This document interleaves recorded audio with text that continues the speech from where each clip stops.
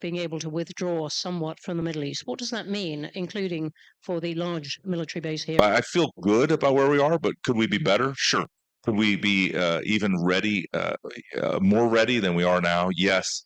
I've said this before. Russia is very reckless, and ultimately, you can't predict what they will do. The hybrid threats and activities have been, well documented, and so we just need to continue to get stronger and to make sure that we don't demonstrate an inch of weakness because we're not weak. NATO is not only strong now, but as we continue to implement the 5% commitment from The Hague, I think we're going to be, really not only the strongest alliance in the history of the planet, but really a dramatic force to be reckoned with. Switch to Ukraine, and the previous session here was about Ukraine and what would take us towards a durable peace. We're close.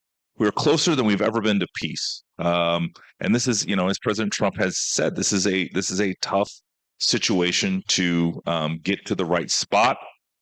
And ultimately, this war needs to end. It's been going on for almost 4 years with millions of casualties. The Baltics, they're all at 5% already, if not. I think we are trying to end this war in Ukraine, and oftentimes, you don't go into butcher shop halfway when the sausage is being made and complain that you don't like the looks of the sausage. So I feel like we're all on the same page.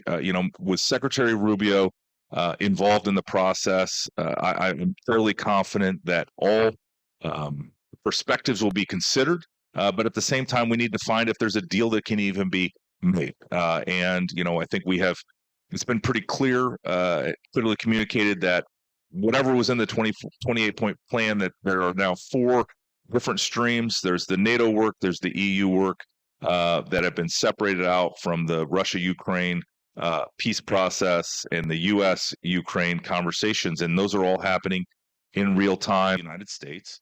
Here in Qatar, obviously, great ally, probably one of our best allies outside of NATO, if not the best non-NATO ally, and a country that wants to commit to modernizing and making sure that they have the weapons and forces that can be a net security provider. And I think that's what we're looking for. We're looking for our allies to develop themselves to be interoperable with the United States and our other allies, and that is what's going to be the force multiplier for the United States, so that we don't have to have aircraft carriers and battleships, cruising everywhere at all times.